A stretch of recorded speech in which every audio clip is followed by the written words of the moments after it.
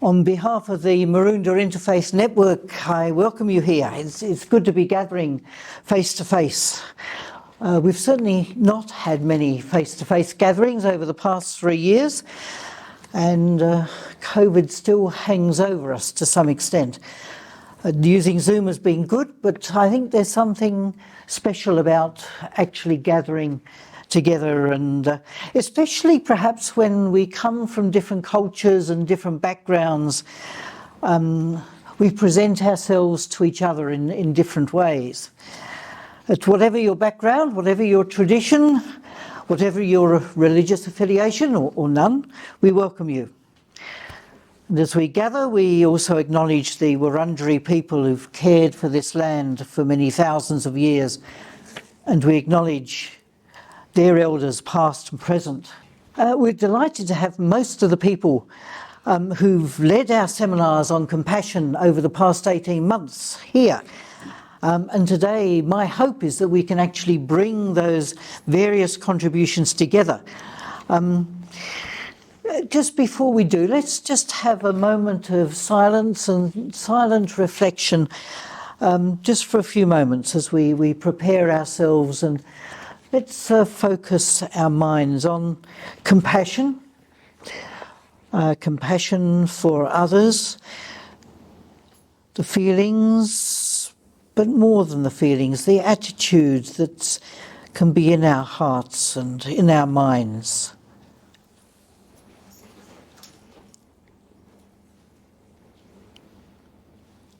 We think of the communities around us, the communities of which we're a part and whom we represent. We think of those who are close to us and those who are far away, those we know in countries around the world.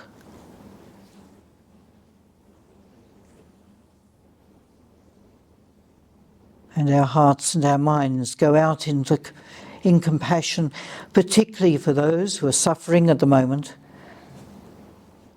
those for whom life is a struggle, those who are in the midst of war,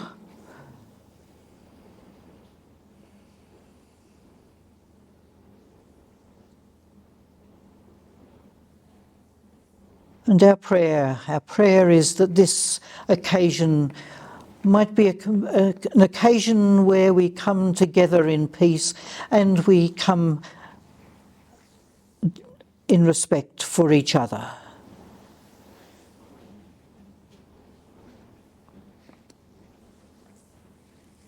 Amen. The first of our seminars was in July 2021, and Father Tian and Norm Curry spoke. Two particular things came out of that seminar in my memory. One of those was that we have a choice.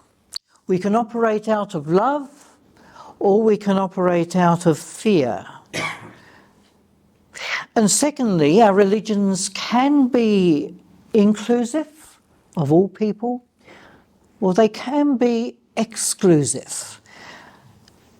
In other words, we can be compassionate towards those who are like ourselves, or we can be compassionate towards all people. Norm and Tien, would you like to remind us a little bit more of your contribution for that occasion? You're going to start, are you, Norm? It's been delegated to me, yes. And thank you for that summary, because now I know what we said. Good. It really does come down, as you point out there, I'll take this off. As you point out, that it's really a state of mind, it's a commitment, it's a radical commitment that you make to being, and the idea of bringing the common ground of all religions into sitting beneath what we're proposing, is that if you look into the scriptures of all of the main religions and read them thoroughly, you will find that the basis on which they operate is the fact that unconditional love is the background, it's the whiteboard on which everything is written. in order to be compassionate, and it really is an extrapolation directly from the radical belief, and it is a radical belief because everybody talks about love, but when it comes down to actually practicing love and having a commitment that whatever you decide, whatever you say, whatever you do, whatever you think, first passes through the matrix. My sole purpose is to be loved. Now that changes the light altogether. And by doing that, and this is something which I've got the good fortune, and Tian and I share this view, but I have the good fortune of being able to operate from that unequivocally. Now let me tell you that that is very painful. It's not easy at all. But if you come back and you ask yourself the question, why am I here? And what is my purpose? And if the answer to that is to be unconditional love, and you say that to yourself often enough, and that forms the filter through which all your thoughts and actions and words follow, it's a logical extrapolation into unconditional loving insofar as you can.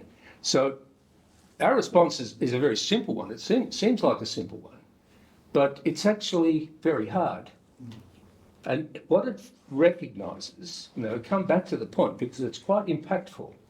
Over 15 years or more, I have read the scriptures of the main religions more than once. And the thing which comes out from that at the end of those is unequivocally, we are here and we are love and we're about love. If that's the case, let's do it then. Just let's do it. So that's close enough. You sum it up very well. And from interfaith perspective, because sometimes we come with different filters and lenses.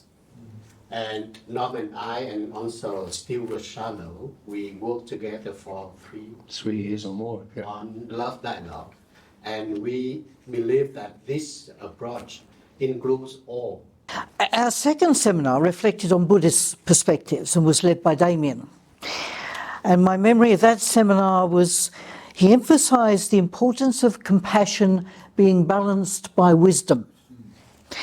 That we should be compassionate in a wise way. My sense is that means we should be trying to work out what is in the best interests of the other person. Damien, would you like to say a little bit more? Definitely. But before I go there, I just want to say, Norman, that was such a good summary, and Father Tim, you couldn't nail it better. And Buddhism also is very similar in that sense, where the blueprint to the path to enlightenment is compassion. Without that there is no path. Usually there is no path. Usually with most Buddhist prayers, they would start by reflecting on the suffering of others and the hardships, the sorrows. As a Buddhist, we contemplate other suffering as a starting point, and we realize that we can never be happy if others are not happy. And others cannot be happy if we're not happy. And it comes back to that Thich Nhat Hanh, a very famous Vietnamese monk and scholar, author of over, I think, 70 books. And Father Tien would know him very well. I'm sure in your PhD dissertation you talk about him sometimes. He talks about intervening. There is the wisdom side of that, because compassion without wisdom could be a very foolish compassion. But in most Buddhist practices, what we do at the start of any teaching or practice is we consider the suffering of others, just like we did in our initial prayer or reflection at the beginning of today's session.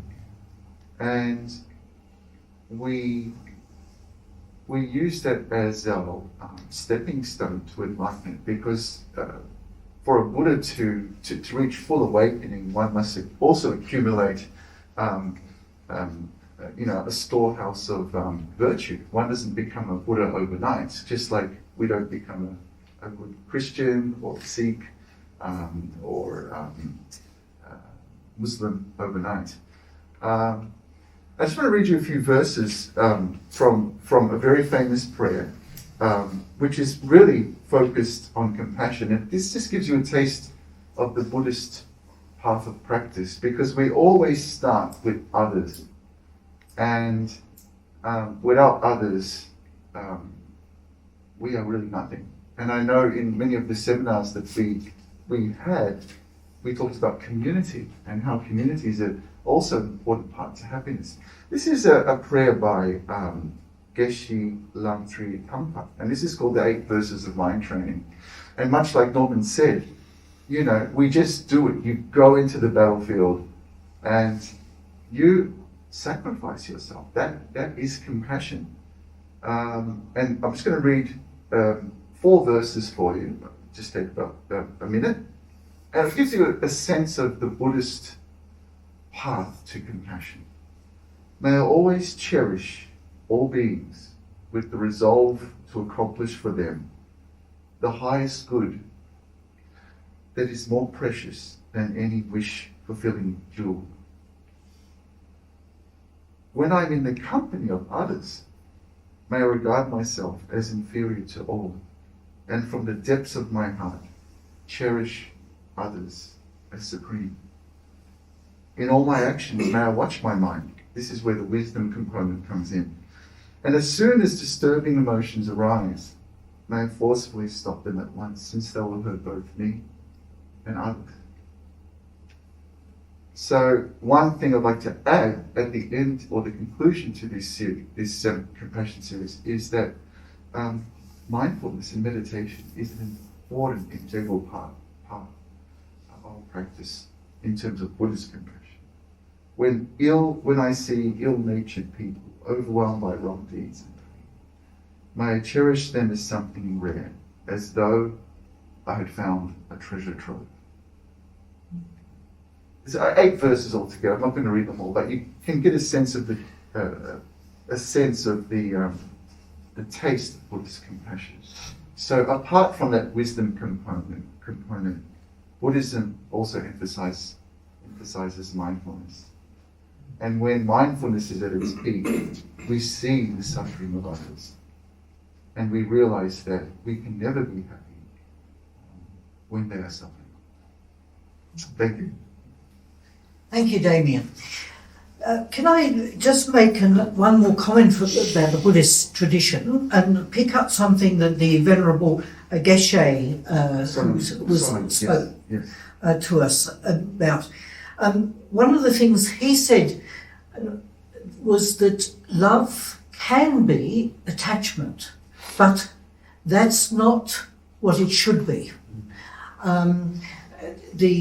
Love can appear as attachment, but in fact what the Buddhist understanding is that attachment actually is part of suffering, Exactly. part of the unsatisfactoriness of life.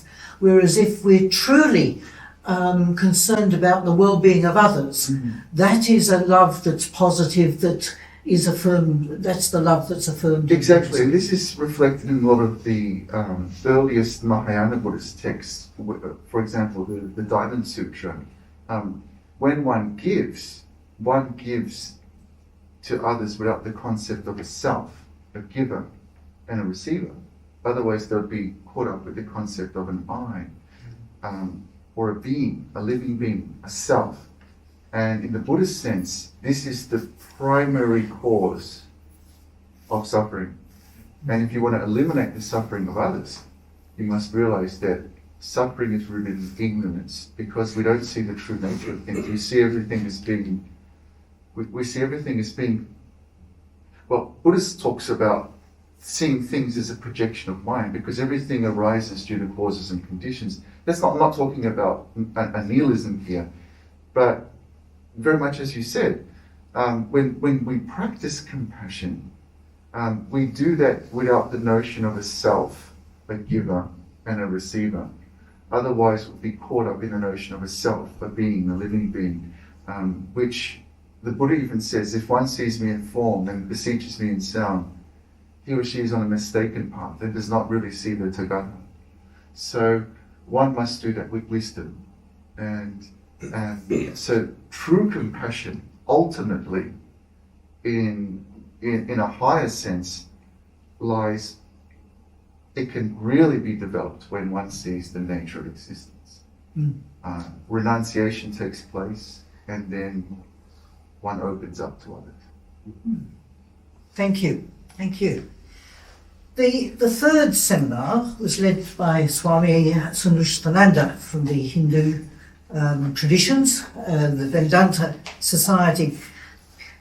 Swami, you emphasised the balance of the head and the heart, which I think really replicates a little bit of what Damien was saying in terms of the wisdom as well as the emotions and feelings. But you also added to that the importance of the hands.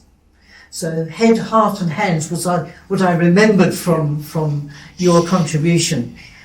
Compassion is not something we just think and feel, but does need to be seen in our actions. Can you say a little bit more? Thank you. Very nicely you have summarized it. It was actually a quotation from Swami Vivekananda. He used to say that what we need is the combination of 3 H: head, hand and heart. So in compassion there are 2 components we all understand. One is the heart, the empathy. And that empathy should find expression as altruism.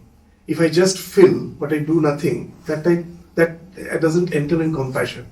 It should at last result in doing. Feeling should result in doing. But so that way your head and your heart and the hand, these 2 components, the heart speaks of empathy and hand speaks of the altruism. So where the head comes into picture, so that actually is very important. That head, where that it speaks of that, like in the Buddhist culture, here also it speaks of a type of detachment, a type of equanimity. Just to, with an example we will understand, when the mother is loving the child. Now the question is that love, is it something mother is loving? It's a big question, because mother cannot help. That we are constituted in such a way, whether if we are believers in God, we can say that God has made us in such a way that we are bound to love. There is not a single creature on this earth which doesn't love its siblings, even the snake, anyone. So that love is something which is already implanted in our heart. And that love results in action. We all understand that. But where the problem comes, why we suffer in spite of our love, that the head is not working. We think, though that love is implanted in me, I am just an instrument. I have to do it. My genes are altruistic. There is no other way. But somehow, the sense of doership comes, that I am loving. And with that, the expectation comes. Now, when I love the child, and the child one day comes from the school, and I, out of love, say something, and he rebels back, I feel extremely hurt. That somehow that idea was that I am loving. If I have taken, as a believer in God, I would have taken that God has implanted the love in me to take care of His creation. I am not the creator. I am just the instrument, just channel in the hand of the divine.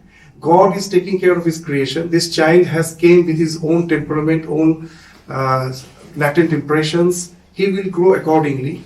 I cannot water a rose plant and get tuberose out of it. His nature will find expression in his own way. I am just there to nurture, and there my work ends. Then that love would have really bloomed. So in our life, what happens, that we will find that we are going from one polarity to the other. In the name of love, we start clinging too much, try to clasp, and then when we get hurt, we become indifferent. We had a recent play named Parash. In that, this simile we used, that if you have water in your hand, if you try to clench your fist, the water will come out. It won't stay. If you keep the palm straight, the water will flow out. But if you have a little curvature, the water will stay there. So in love, if you don't give space at all, that you, with the sense of doership, you are just trying to too much cling to the object of love, their repercussion will come. And the next polarity we go, we become indifferent. There also the love falls off.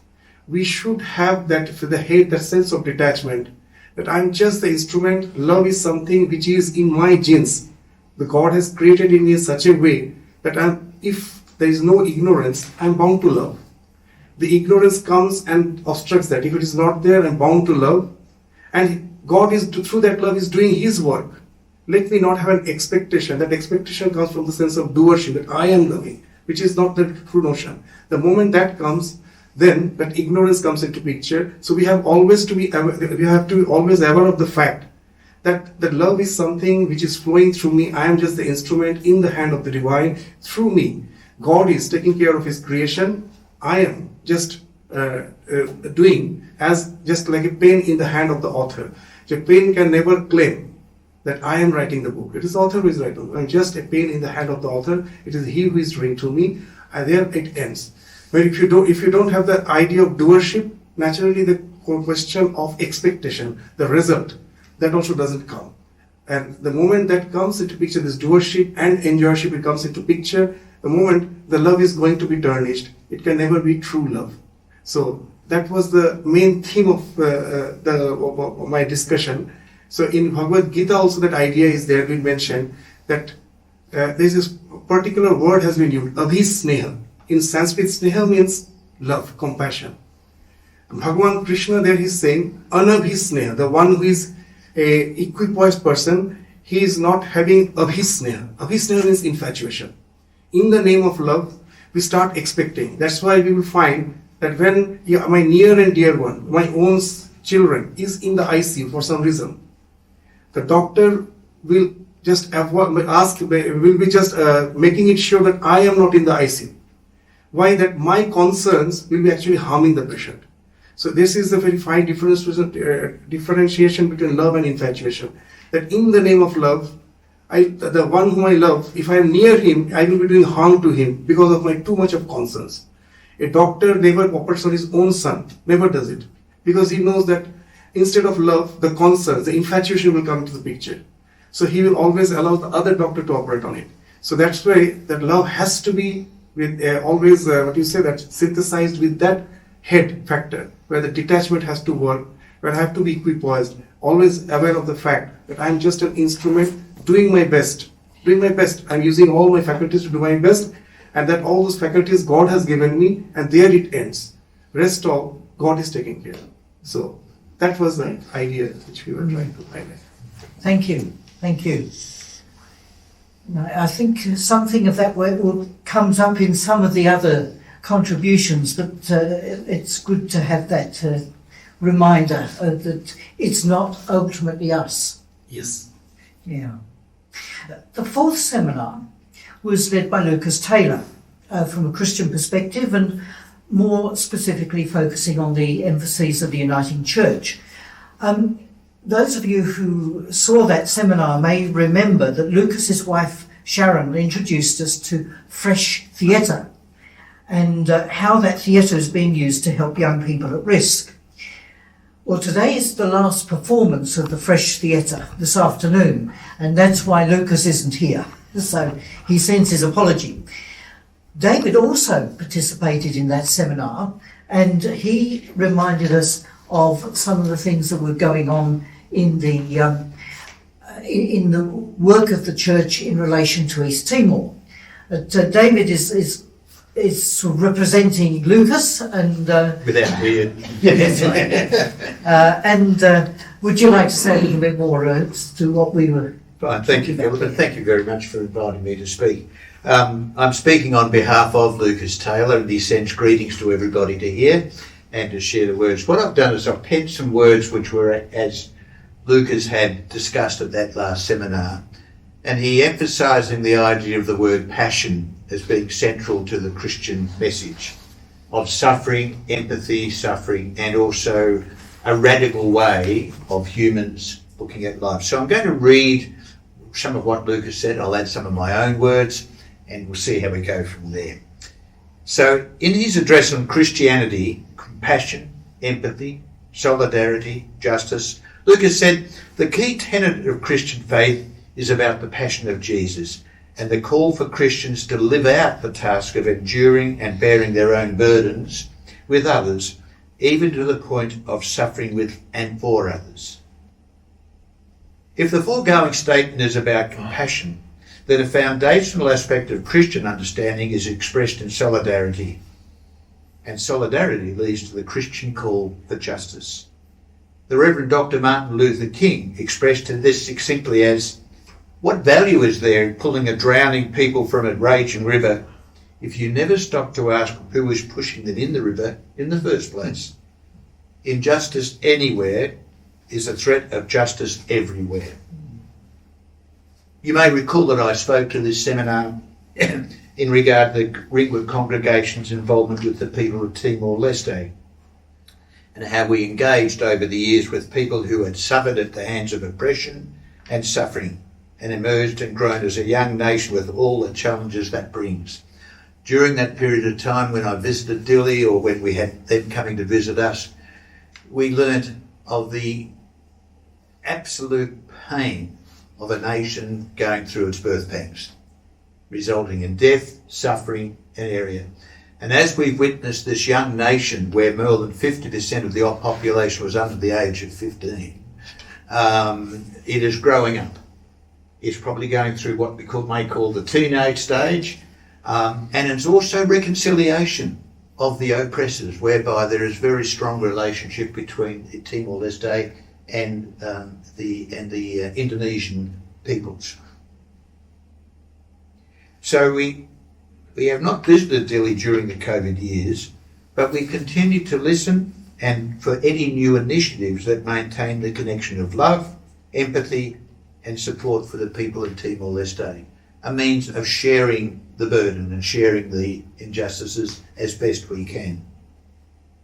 On a personal note, I'm privileged to be a volunteer member of Eastern Emergency Relief Network. Some of you may or may not know about it, which services families and people in need in the eastern suburbs region. In fact, it covers something like 5 of the local government areas. Each week we meet clients from every walk of life within our multicultural society. So last Thursday when I was working in the warehouse, we had a gentleman who had to translate from Mandarin back to English and back to Mandarin, and so we work on that basis. Compassion is a cornerstone of its mission, inasmuch as we don't know or need to know the circumstances that lead to our clients' needs. It is a totally volunteer organisation. The motivating factor is to bring respect and hope to our clients with compassion as they equip their dwellings with free furniture, white goods, bedding and kitchenware as they emerge from difficult and life-changing circumstances. I think, if anything, not what I'm doing, but what it expresses from a Christian perspective of putting the faith into action in the day-to-day. It's the heads and the heart of doing things. And I think it's a privilege to be here today, part of this seminar, and listening to the different perspectives. And I think that is it. And you mentioned about Fresh Theatre. I went to the theatre on Friday night, and to see the young people with different varying abilities and disabilities all putting their worth in to do a play which was funny, but also had a message of intergenerational communication, looking at what our heroes or what the forebears have left for us to reflect upon.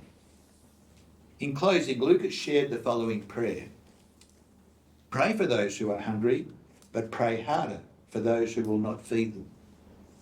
Pray for those who struggle each week to pay their bills, and pray harder for the wealthy who do not care. Pray for those who are homeless, and pray harder for those who deny them shelter. Pray for the sick and lonely, and pray harder for those who will not give them comfort. And pray for those who cry out for dignity, and pray harder for those who will not listen. Pray for those oppressed by unjust wages, and pray harder for those who exploit them. and pray for those who bear the yoke of prejudice, and pray harder for those who discriminate against them.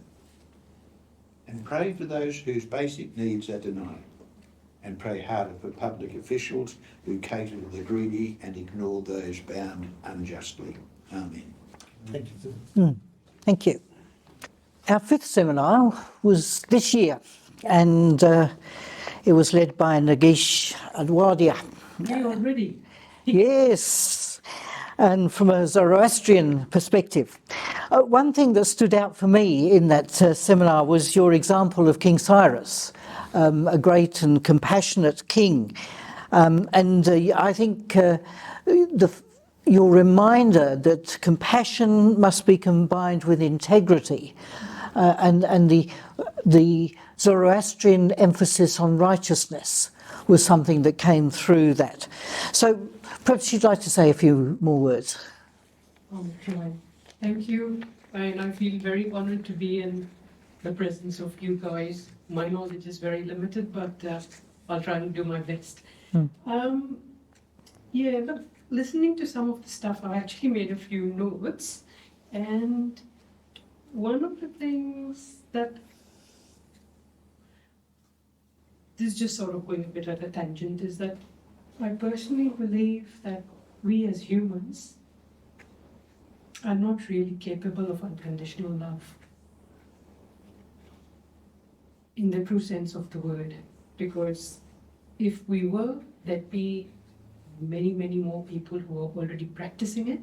And I don't think that the world would be in the state that it is. But that's just for me. That's my personal take. But what I believe is that each and every one of us can be compassionate. And compassion does not require unconditional love.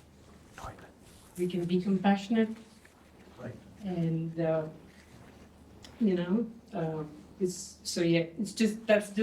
my little take on how I just think about unconditional love. And but what I believe that compassion, as Phil said, compassion cannot exist, I believe, sort of without righteousness. And we talk righteousness, which effectively is integrity in everything you do, being honest, being truthful, caring, whatever else you want to call it. And it's like having a moral compass. That's what compassion is about. And being right for the sake of righteousness without any reward. So doing something not because someone knows, hey, look, XYZ donated ABC, how good they are. But you do that because that's the right thing to do, because that's what you want to do. That's compassion, that's integrity. And that's where, you can have righteousness, but you can also have self-righteousness, which is what we need to stay away from.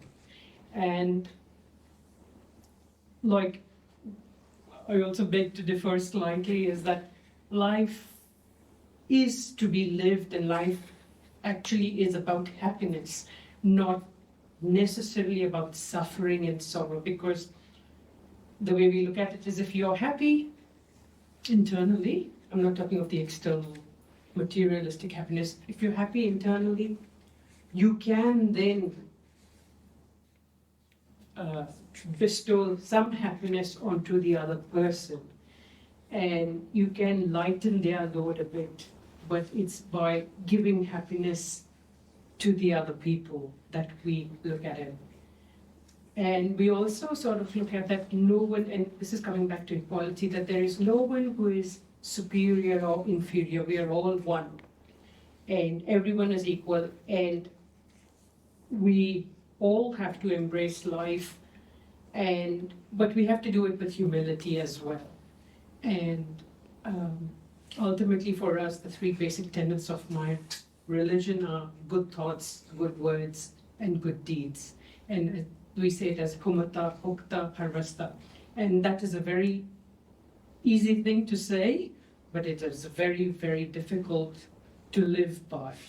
And that is what, like, one of the other main concepts we have is asha. which is effectively it's righteousness, and it's an old Indo-Iranian concept, and it talks about the law of truth, precision, righteousness, which effectively governs the universe, the seasons, governs us, governs everything.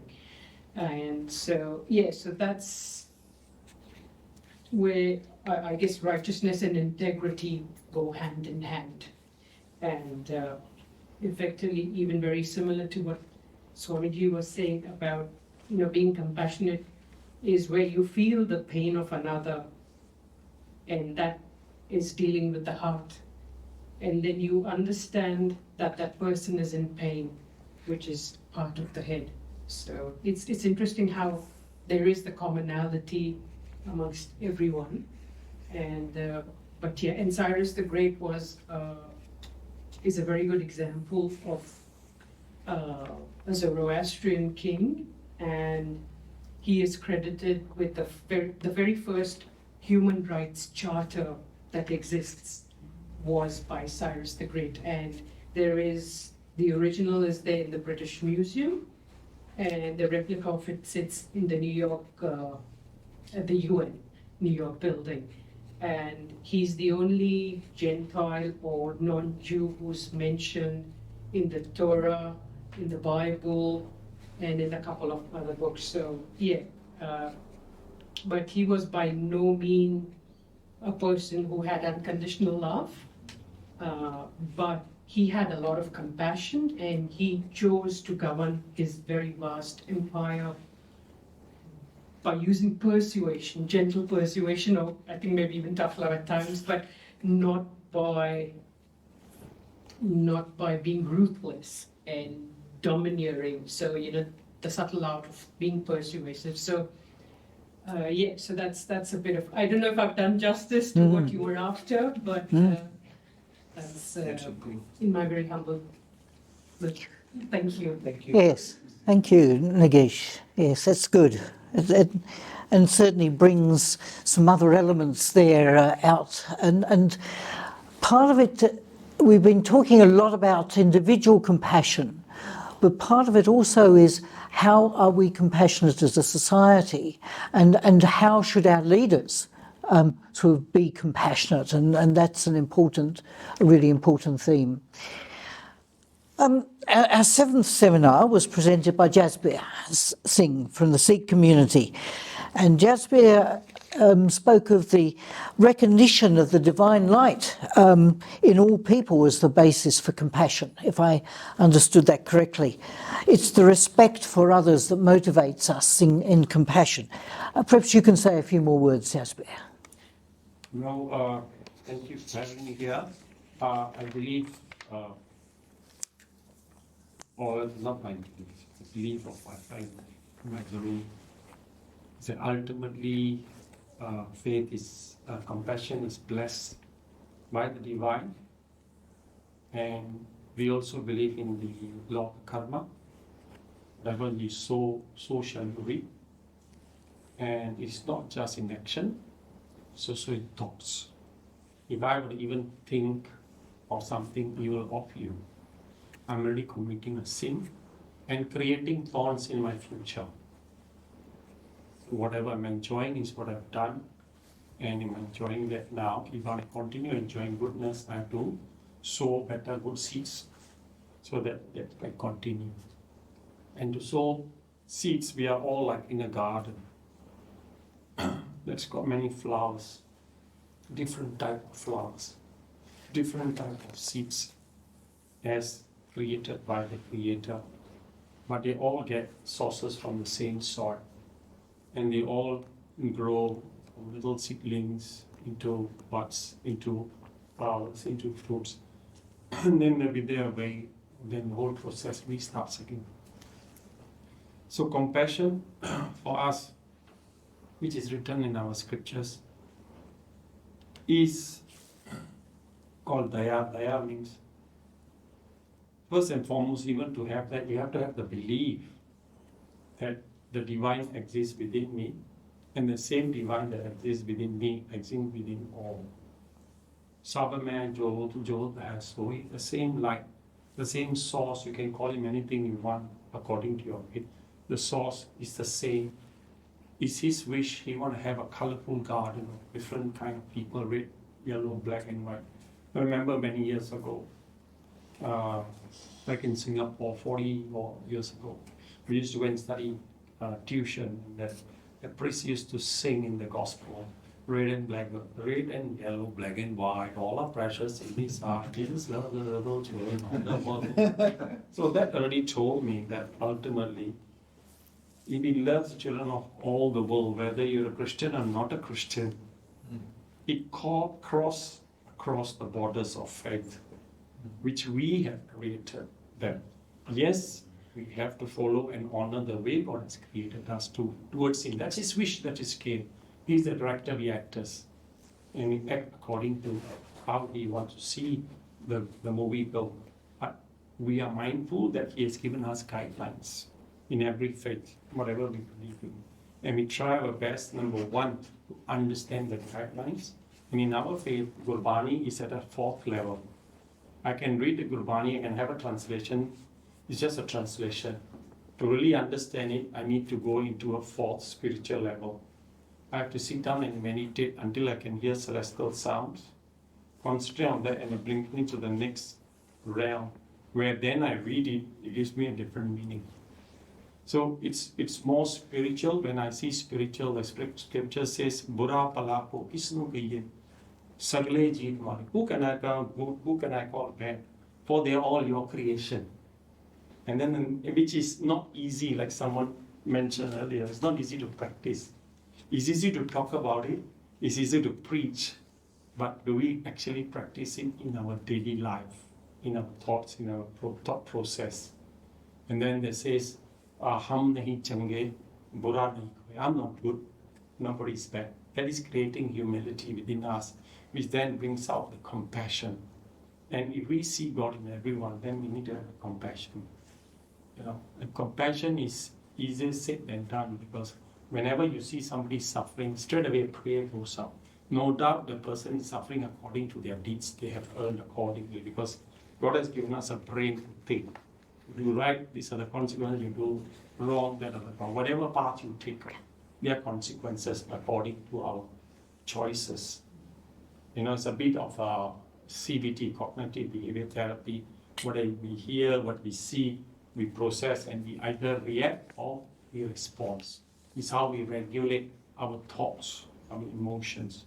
So if we are grounded spiritually, then we are able to react that way. Today, with God's grace, I don't hate anyone. Yes, I get disappointed with someone, but I cannot hate, because when I hate and I try to connect, that hatred will block my connection with the divine, because to connect with the divine, first and foremost, our bowl, there are many different concepts of connection. The bowl is upside down. Then you've got to work towards making it straight so you can receive. Before we can receive, we've got to clean the bowl. Make sure the bowl is clean enough to have that spiritual nectar coming in there. And once you have that there, then you start to see beyond this physical body. You start to see that creation. God is in the creation, and the creation is in God itself. So for us, compassion is embedded. We need to have that there, because if I'm going to stand in front of God and say, God, forgive me for my sins, I've done this, that, God say, okay, have you forgiven the others who have done bad unto you? So you got to practice what you preach.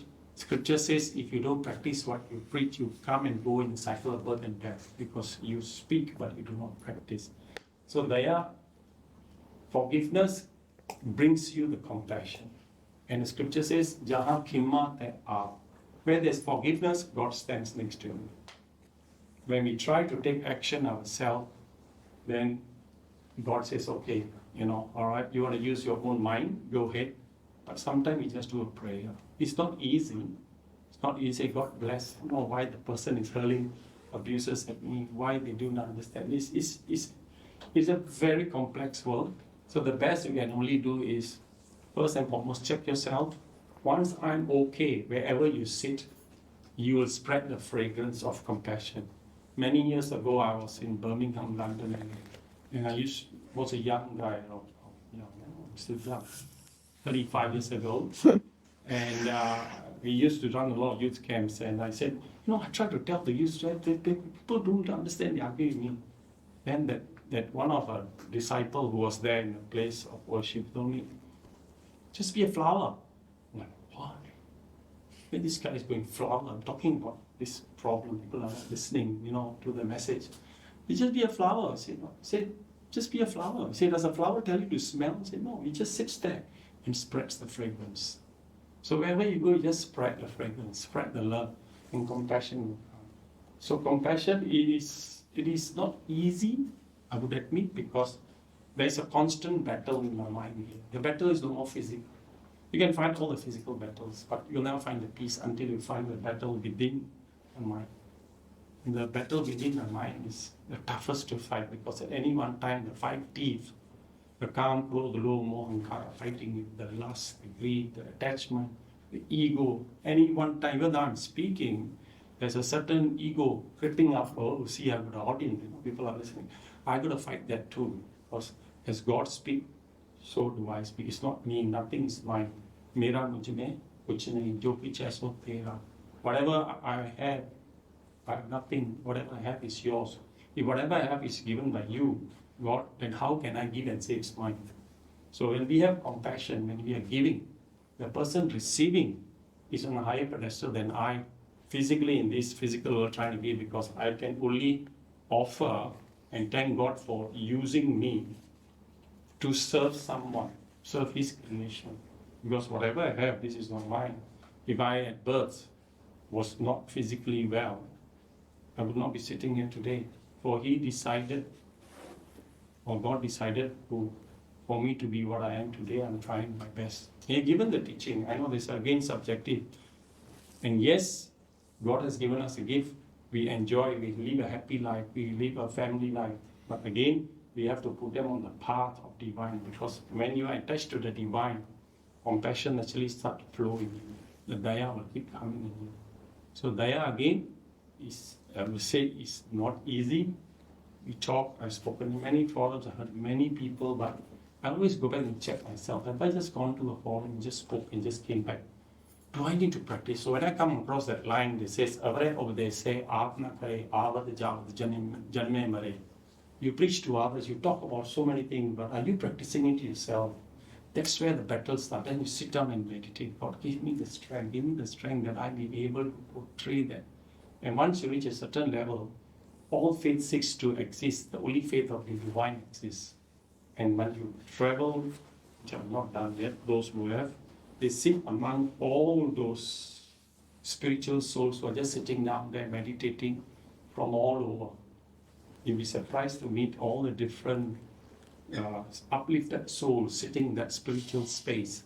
And they have sat and met and had a discourse with them and come back. So it's a very high, high space of spirituality, but you need to be practiced. And when you practice it, you only share because you want to help another. It's not share to show off, it's share to help that.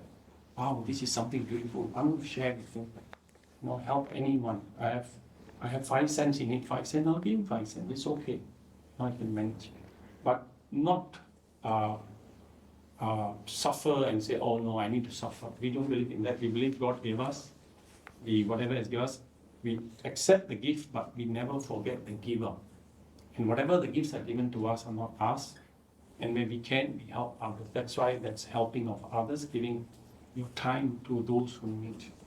So compassion, again, I cannot do justice to it because I think it's such a broad thing, and there's much more for me to do before I can really reach and do justice to the word compassion. But I'm trying my little best that I can do. It's not easy. So that's my little take from there. Thank you, Jasbir. Yeah. What were some of the commonalities that you heard coming out of the different presentations? So it is integrating, not integrating. Okay.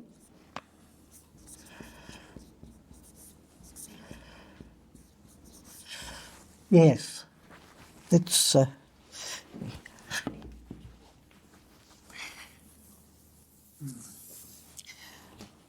certainly, and certainly part of that is the fact that it seemed to me that most of us were actually talking about love as something that we should all be doing and yet is not easy for us, that we all struggle with in one way or another. And thus part of it is forgiveness, as Jasbir was saying. And I mean, even what you were saying, Nagesh, was that as human beings, unconditional love is not possible. It's only when it's only through the divine that it becomes possible.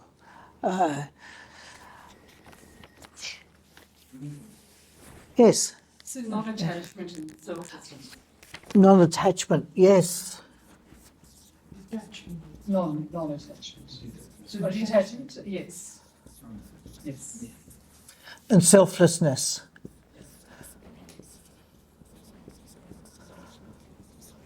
Yep, yes, that's certainly an important part of it, wasn't it? And in fact, it would seem to me there's a few things that we were talking about. One is the actual nature of love itself. And love always, we were distinguishing between the love which is attachment and which is not what we're on about. Compassion is that which places the other at the highest point, that sees the well-being of the other as the aim. So, and that was, I think, a common theme through all of our presentations. So that sense that love is not selfish. It's not about ourselves ultimately. It's about the other.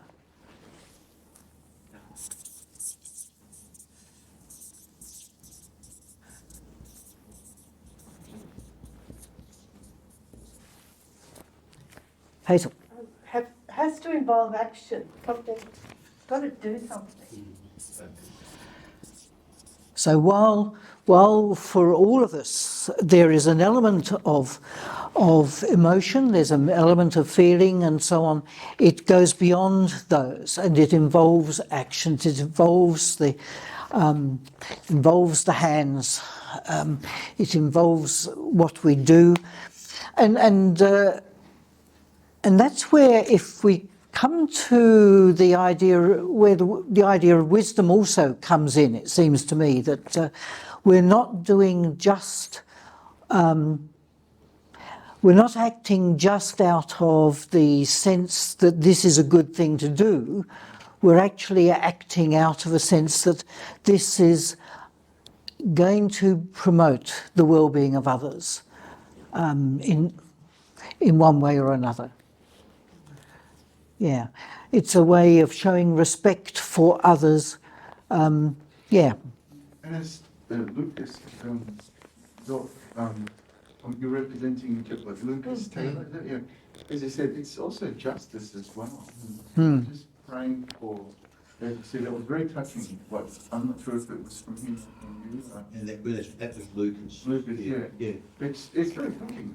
I felt that to be something important and something which is worth emphasising, especially you were talking about Martin Luther, Dr. Martin Luther, Reverend Dr. Martin Luther King, and that was his message, wasn't it? Too, you pray for those who are experiencing injustice, but then again, you need to pray harder for those who are actually doing it. Yeah.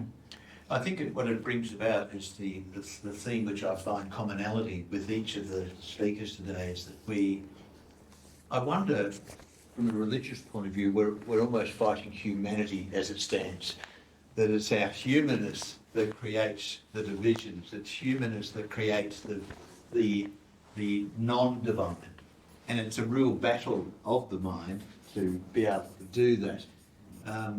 And I think that the idea of doing things is not so much about what am I getting of it. It's just about doing. and without any judgment about, and as I say, I think at Eastern Emergency we see people who are from very sad walks of life. But when they come in the door, we have a view that when they leave, their feeling of self-respect, their value as a person, and hopefully with a sense of joy that they've had contact. I think a sense of being here. Sorry. Oh, Max. I like what was said. Heart, head, and hands. That's easy for me to remember. Let's just conclude with a few moments of silence again, and in which we commit ourselves again to be compassionate, to allow the transcendence, the divine, however we conceive that, to operate through us, acting not only with our heart, but with our heads and our hands, with wisdom and integrity, seeking to respect all others in an inclusive way.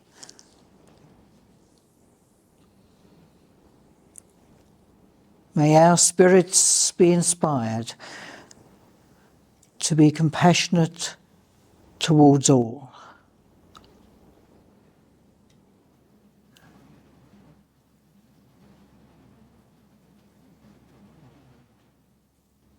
Peace be with you all. There's some refreshments. Yeah, we have prepared some May I just refreshments. say a small prayer? It's only 12 words. Yes.